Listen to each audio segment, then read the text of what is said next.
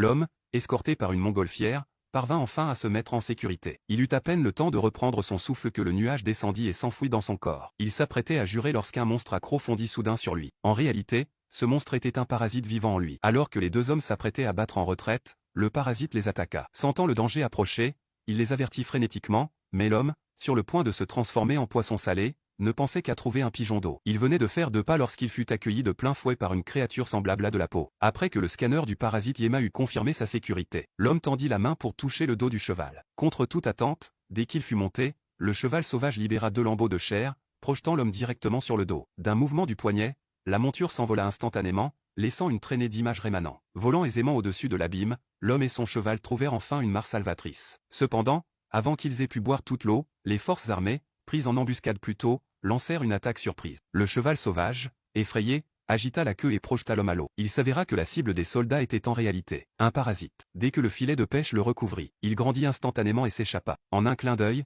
il s'accrocha à un calmar, avalant le gros poisson qui se trouvait devant lui. Puis, il jaillit hors de l'eau et se glissa sur une grenouille, évitant parfaitement la poursuite des soldats.